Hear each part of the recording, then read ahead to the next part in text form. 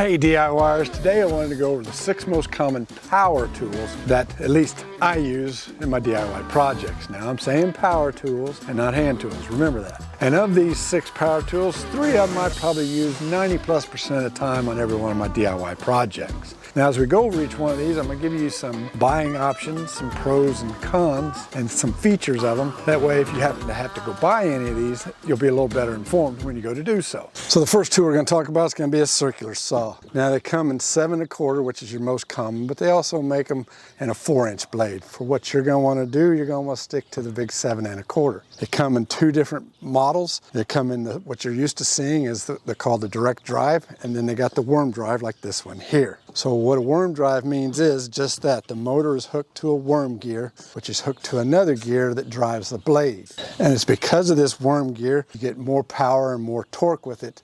And because of that, it can spin at a lower RPM. Like this one here spins at 4,400 RPMs. The direct drive spin at a higher RPM. Also, because of the way this is made, the motor is allowed to sit parallel to the blade.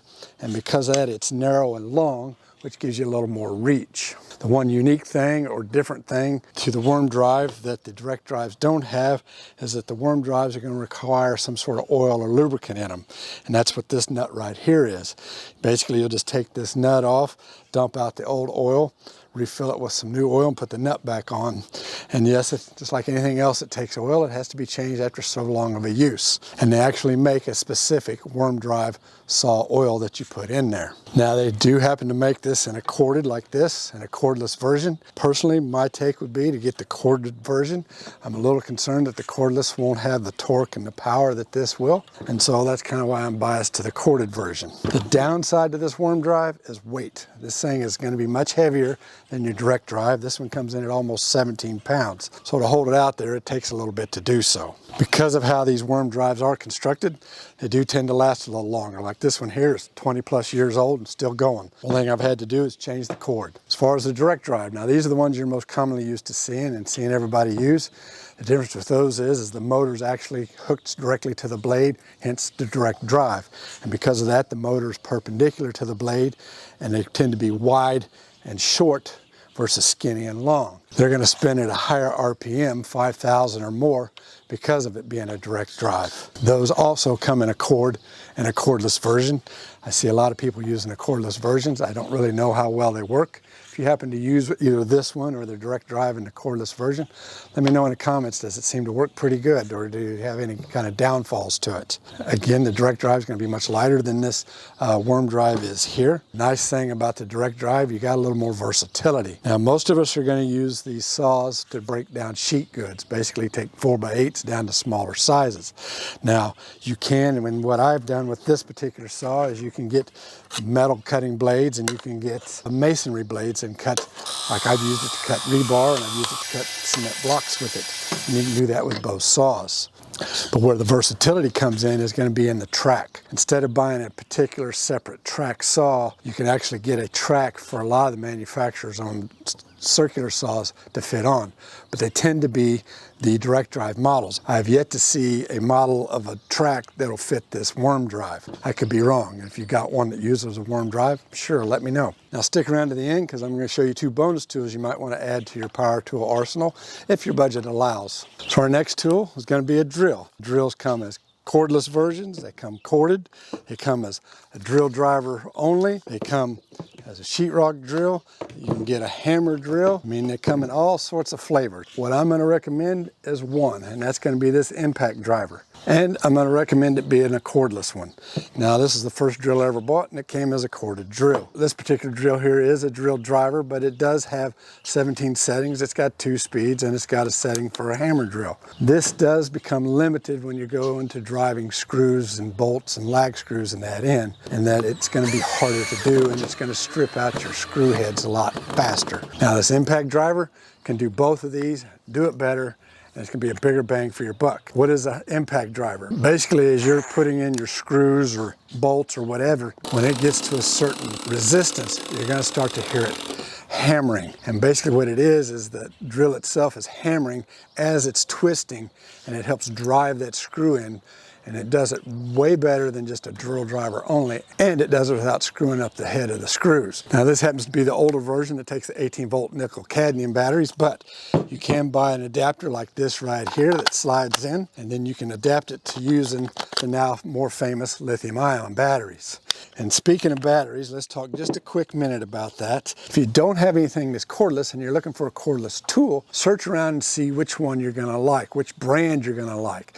For me, as you can see, I like DeWalt, so I stick to DeWalt when it comes to cordless stuff, because your Milwaukees, your Makitas, your DeWalts, all those batteries aren't interchangeable. Now I will tell you, and I'll leave a link down below to a YouTuber that's called Shop Nation, who I think makes adapters so you can go from a Milwaukee to a DeWalt battery kind of a thing. And if you're looking for a drill driver, have a little patience and wait for sale. You can find some that'll come with a battery pack and charger, but the thing is they typically come with a 2 amp hour battery. Those are fine, they just don't last very long. While you're waiting on that sale, also look for a sale for a 5 amp hour battery in that same line. Now they come 2, 4, 5, 6 amp size batteries, and naturally they get bigger as you go up. This is going to drive your screws, your lag screws, whatever you're going to use much better than just a plain drill driver. But you're saying with this end on it, you can't put drills in there and drill with it. Oh yes you can. I bought this adaptable chuck right here that's got the hex head end on it. Fits right in there. Put your round bits in just like anything else, and ready to go. Now it may have came with a chuck, but I don't know where it is, but that does just fine. You can also buy drill bits that have the hex ends on them so that you can go straight to it and don't have to have that adapter.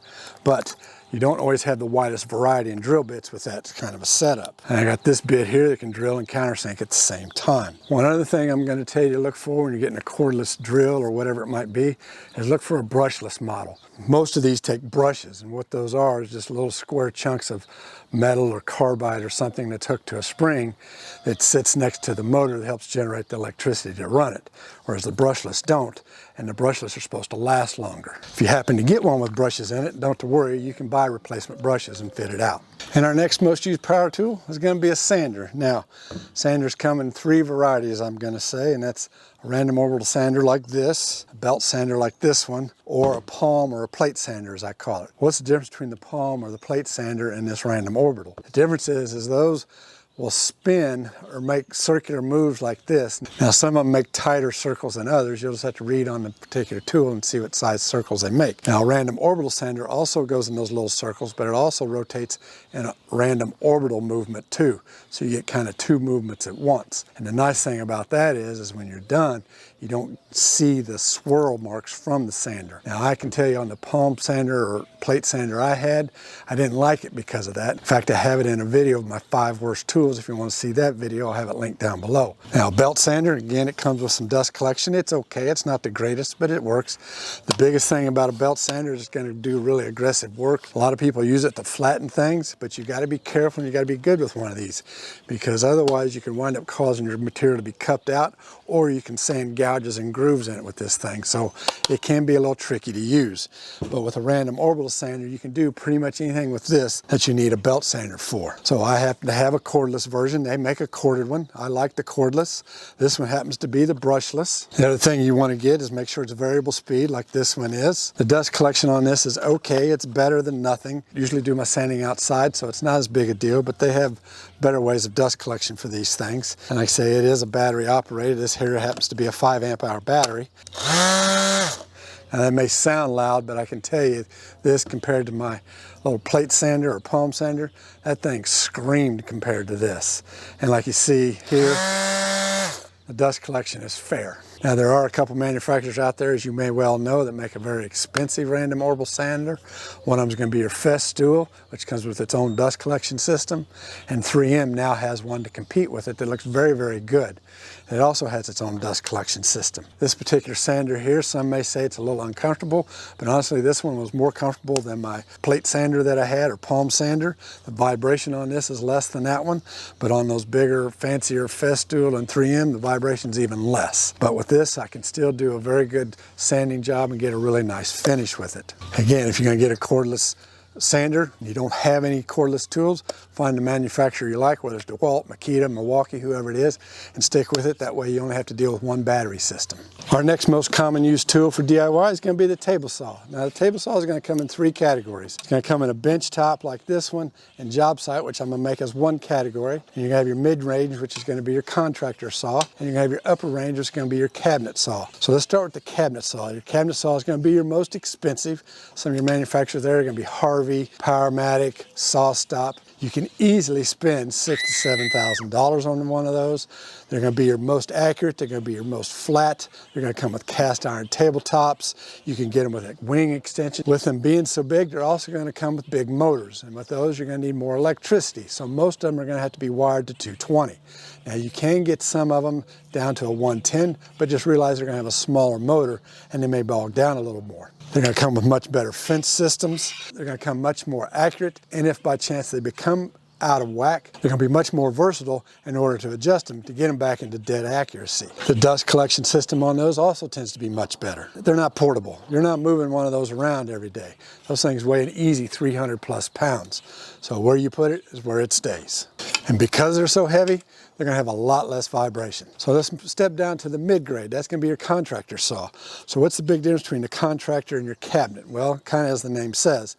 But also they're going to be smaller, they're going to be lighter weight, they're going to be more mobile, let's say. A lot of them will come with mobile bases on them. Now you can separate the saw from the base and haul them to a job site, but I'd say you're probably going to do that if it's going to stay there for a while versus taking it down and putting it together every day. The big thing is the motor usually hangs out the back and is driven by a belt. The dust collection isn't as good. Again, the fence is going to be a little less. The miter gauge is still going to be probably crappy. Some of those you can get with a cast iron top, and I would highly recommend you get them with a cast iron top because they're going to be much more accurate and flat compared to others. And also realize they're going to have a little smaller motor and not be as powerful as your big cabinet saws, but that means they're going to run on 110. So that brings us down to our job site or a tabletop. So the big difference between a tabletop and a job site is what I'm going to say anyway, is mobility. Typically your job site saws either come with or you can get a mobile base on them that has wheels. And so that folds up and you can haul it off and then it unfolds so you can set it up. Whereas this obviously doesn't, it just sits on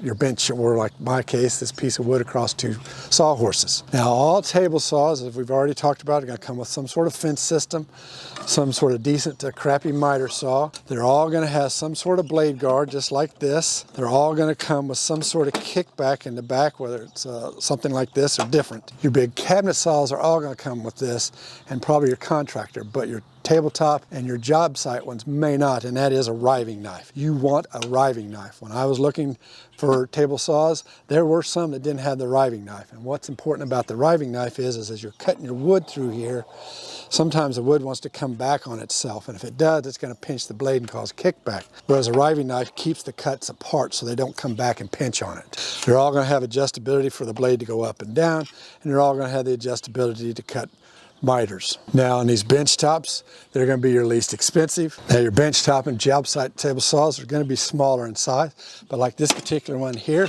I can extend it out to 30 inches, which is quite nice. And that's another thing you're going to want to look for, is how far can you get it out. Some of them are 22, some are 24. The furthest I've seen, I believe, is 32. The newer ones now, instead of having a fence like this, have a rack and pinion type fence system. I would highly recommend getting that. This one works actually pretty good. Some of them, when you clamp them down like this end here will just wiggle all to pieces. This one here is actually tight. Clamping it down, it is pretty close to being square on the blade, but if not, I can move it and adjust it just a hair so it is. The rack and pinion tends to be stiffer and a little more being accurate from front to back. This particular model here, the newer version, does have that. The dust collection system on these isn't very good, but something's better than nothing. Probably most all of them are going to come with some sort of push stick. Whether you like this or make your own, it's up to you. As far as the crappy miter gauge that comes with them, you know, instead of spending twice as much as you paid for the saw to get a really good one, just make a miter sled or a table sled for it. And again, the nice thing about these is they're light and mobile. Throw them in the back of your truck, drive down the road to the job, use it, throw it back in, and on you go. Now the 5th tool on our power tool list is going to be a miter saw. Your miter saw is probably going to have the most varieties of all the tools I'm going to show you. And what I mean is this happens to be a 12-inch, but you can get a 10-inch miter saw. You can get one that's stationary, or you can get a sliding one like this. As far as the blade goes, I would recommend getting the 12-inch. Gives you a bigger depth of cut vertically and on your miter cuts. I also recommend getting a sliding one. Your stationary ones, you're going to be forced to to only cut as wide as your blade will go. So if you got a 10-inch, it ain't gonna cut very wide. 12-inch ain't gonna be much wider. But with this sliding capability, I can get way out here and cut. In fact, I can easily cut a 1x or 2x12 or a 4x12 with this. The other thing that you're going to see is they come with these slide out fences. Now you can take these off and buy aftermarket fences that are a little taller. Now you can also buy these side extensions like I have here to help with stability with your longer boards. And you can buy them or get aftermarket stands that they can go on to work on, which makes it really nice. A lot of you may see most people, woodworkers, they build their own miter saw stand and station in their garage, so those aren't really necessary. The other thing is going to be whether it's a single versus a double compound miter saw. Now a single is going to do just like this. It's going to go to the left only. So you can cut 45, whatever you want this direction, but if you need it on your board on the other end, you have to turn it around. Whereas on this one here, it's got a little button back here, and now I've got a double compound miter saw. I can go either direction, it doesn't matter, and I don't have to turn my board around. If you can afford this, I would definitely go ahead and get the big double compound sliding miter saw on a 12-inch blade. Now they also make this in a cordless version, but I believe those you're going to have to invest in new batteries. If I remember correctly, your cordless ones are going to step up to a 60 volt from your 20 volt batteries. So it doesn't mean if I've got DeWalt, Makita, it doesn't matter whose battery line I have, if I get a cordless version, I'm going to have to invest in new batteries. So for that, I'm staying with the corded version. They do have dust collection on them. None of them it's very good, as you may well know, but I'll leave a link down below again to Shop Nation. He is actually making pieces that fit onto your miter saw for better dust collection systems. Whether he has one for a DeWalt or not, I don't know, but I'll leave a link and you can go check it out. And I would do a little tool review to see what brand of miter saw is going to come out of the box most accurate. What you're looking for is you want one that cuts down to the base in a vertical, perfect 90 degree. You want one that's going to cut out in a perfect 90 degree. Fence to be a 90 degree to the base. You want your base to be flat across, which this one's off a little bit, and that's okay. That's for another video. The big thing you want to make sure is that your fence from side to side is in parallel. If for some reason you got a fence that one side's way out of parallel from the other, I would take it back and ask for another one. Not that that brand is bad, maybe just that saw of that brand is bad, and you just got to get another one and it'll be fine. If it's out just a hair, you can adjust that. They're all going to come with your common miter stops. 45, 30, 22 and a half, both directions. They're all going to go one direction further than the other. Like this one can go to 50 one direction and 60 the other. But with a jig, you can wind up cutting any size miter that you want. You can get an 82 degree miter if you want with the jig. Now there are a couple manufacturers, and Bosch is one of them, that's redesigned the back of it so that they don't stick out so far. Like this one here, I'm kind of stuck. The sliding mechanism sticks out a ways towards the back, so I can't get very close to the wall. Now don't go anywhere. Remember, I got 2 bonus tools after this next tool. So our 6th tool on the list is going to be a shop vac or a wet dry vac. And I'm going to venture to say this is going to be the most used tool out of all 6 of them. So if you drag out a power tool, you're going to need something to vacuum up the mess too. Shop vacs come in 3 different sizes. You got your small, which is anything less than 8 gallons. You got your medium, which is 8 to 14 gallons, and your large is going to be anything over 14 gallons. Now they're all wet dry vacs, and what that means is not only can they suck up sawdust and dirt and stuff, but you can also use them to suck water up. In fact, I've used this to suck water out of a fence post hole, and it did wonderful to suck all that water out of there. This one here happens to be a 12 gallon, so it's a medium size. They're all going to come with some sort of attachments on them like this for you to vacuum your car out or vacuum your shop or whatever it is you're going to use for it. This one comes with wheels. Typically your medium to large version come with wheels. Now they all come with a hose on them. This particular one is 1 3/4 inches. I'm going to recommend if you get the medium or the large, get it with the 2.5 inch hose. Now all your larges should come with the 2.5 inch hose, and some of your mediums do. So I'd recommend getting the larger hose because that way you can suck up more material faster. I can get a 2.5 inch hose because I got a big enough opening here. I just haven't. Now you can use these with or without a bag. I happen to be using mine without a bag, and the big difference is cleanup. The bag, you undo the bag, throw it away, you're done. With this, I have to take it outside in the yard somewhere and dump it into a trash bag and watch the dust and stuff fly around in order to change it out, but I'm okay with that. Yeah, these aren't designed to filter like your big Festool or the new 3M dust extract system. In fact, I have the new 3M dust extract system. If you want to see a tool review on this, I'll leave a link down below, but I did a full tool review on this dust collection. So the filters with these, this happens to be a single layer. You can get a single layer, you can get a 3-layer. You can actually get a HEPA filter for this. And so with a HEPA filter, you can kind of compete with those dust extract systems like that come with HEPA filters to keep the air really clean. For me, I have a single layer. It's not a big deal. I'm out in the open when I use it, so it's not as concerning as far as the dust collection. But if I was doing it in a closed shop, I would definitely go down to a HEPA filter to try and keep the dust that I'm having to breathe back in. Those filters are easily cleanable. You can take a leaf blower to them. You can even wash them if you want. Just be careful that too many washings and it's going to break them down because they are paper, and then you'll have to get a new one. Now these can be used for other than just vacuuming up your floor. Before I got that dust extraction system over there, I hooked this to my sander. I hook it to my table saw and I hook it to my miter saw. So now let's do the 2 bonus tools I told you about. Now, as you might have guessed, our bonus tools happen to be DeWalt. Now I didn't mention this earlier, but both of these happen to come with a case. This is a bag and this is a hard plastic. I actually like when they come with a hard plastic case. Some people don't. This day and age though, a lot of them come with a bag, and that's at least something to keep it all together. So the first bonus tool we're going to talk about, and that's a jigsaw. Now I don't use it very often, but when I do use it, it comes in very handy. So the things you want to look for in a nice jigsaw is one, that the blade removal is very easy. This one is you just lift this lever up, pull the blade out. Simple and easy. The old one I had, which is one of my worst tools, and I've got a video on that, you had to actually take a screw out to get the blade changed. It comes with a no-mar plate on it, which is nice. It doesn't scratch up your surfaces. This one happens to be adjustable speed. This here is actually the rotation motion. You can have it set to where it's just up and down. You can have it up and down and in a circular motion. The other nice thing is this is very easily adjustable to do 45, 30, whatever kind of miter cut you might want to do. This happens to be a corded version. I honestly don't know if they come in a cordless version. And this particular one doesn't have dust collection on it, but it does have this little switch here, which blows air down at the surface where you're cutting to blow the sawdust away so you can see what you're cutting, which is kind of a nice little feature. The other nice thing about this versus the other one I have, this one actually cuts nice straight lines. My other one, when the blade would move, it would cut lines like this and they'd be all crooked.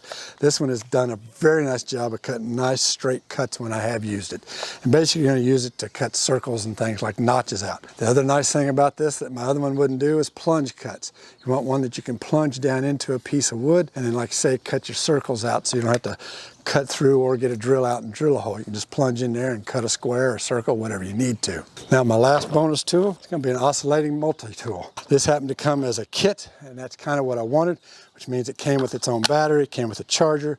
Again, it came with a 2 amp hour, but I can put the 5 amp hour on it. It also comes with a kit of accessories. The nice thing about these is the blades are quick change. These are mainly designed for making cuts into metal and wood, like say to cut under door jambs for when you're laying tile or wood flooring down. You can use it to clean out or cut out grout. Honestly, the biggest thing I've used this for is for its sanding ability. It's nice because it's got this triangular head on it, so I can get up into corners where you can't get with a random orbital sander. And I've used this quite a bit for sanding projects, and it's done a really good job. This particular one is also variable speed. I've got 3 settings on it. Like I say, you won't use it all the time, but when you do, it's nice. So these are my 6 most used power tools with my DIY projects, along with a couple bonuses. What I really want to know, are these your 6 most used power tools, or do you have others that you use more than you do these? Let me know in the comments. And like I said, I did a very in-depth tool review on this table saw. I believe I also have a tool review on this sander. And if you want to see these tool reviews or other tool reviews I've done, click on this link right here and it'll take you to that. And go pick you up a t-shirt just to remind you that a drill is not a hammer. So until next time, happy DIYing.